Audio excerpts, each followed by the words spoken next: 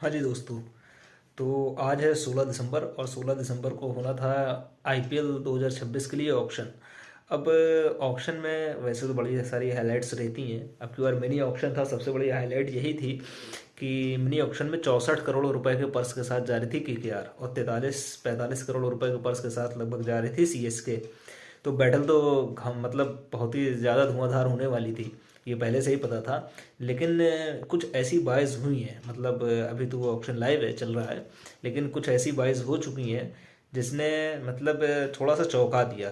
चौंका in the sense कैसे दिया कि अगर टॉप 5 बाइज देखोगे कि मतलब सबसे महंगे प्लेयर, 5 प्लेयर ऐसे जो सबसे महंगे जो बिके हों, वो कौन कौन से हैं। तो नंबर 1 पे सबको जो लग रहा था कैमरन ग्रीन वही हैं। उनको केकेआर ने खरीदा। केकेआर ने खरीदा है उनको 25.20 करोड़ रुपए में। अब जिस समय केकेआर उनको बिड कर रहा था उस समय देख के लगा कि केकेआर से आगे कोई जा नहीं सकता था, और केकेआर जैसा पर्स लेके आया था उसको भी देख के ही लगा था केकेआर जाएंगे तो केकेआर के पास ही कैमरन ग्रीन जाएंगे। बस कितने अमाउंट में जाएंगे वो देखने वाली बात थी, और सीएसके कहाँ तक के जाता है। सीएसके गया काफ़ी देर तक के, लेकिन मतलब लास्ट में केकेआर ने ही वो बैटल जीता। अब उसके बाद दूसरे नंबर पे कौन से प्लेयर हैं, तो जैसे ही लगा कि कैमरन ग्रीन अब सीएसके से हाथ से जा चुके हैं, केकेआर जा चुके हैं, मुझे लगा था पथिराना के लिए तो सीएसके जितना भी पर्स है वो पर्स पूरा लेकर के जाएगा।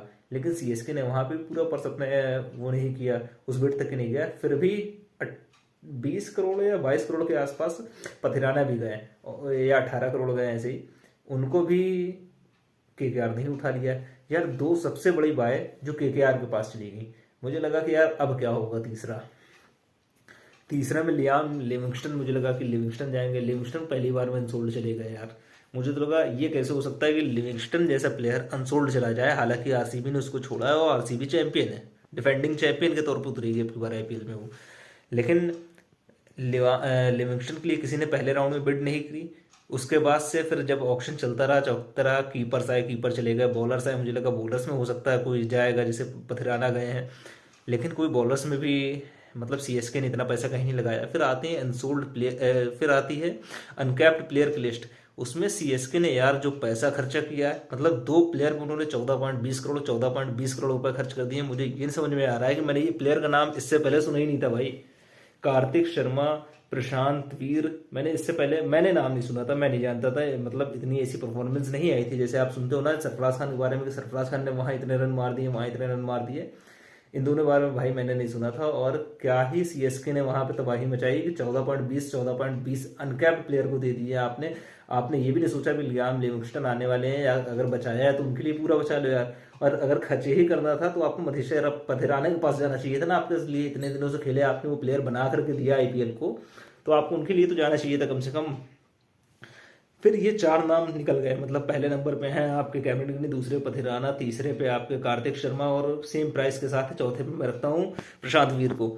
अब 5वें नंबर पे जो आए, वो जब दूसरा मतलब अनसोल्ड प्लेयर जो पहले चला जाता है उसके बाद से फिर से अनसोल्ड वाली लिस्ट आती है। उस लिस्ट में तीसरे उसके बाद आते हैं लियाम लिविंगस्टन।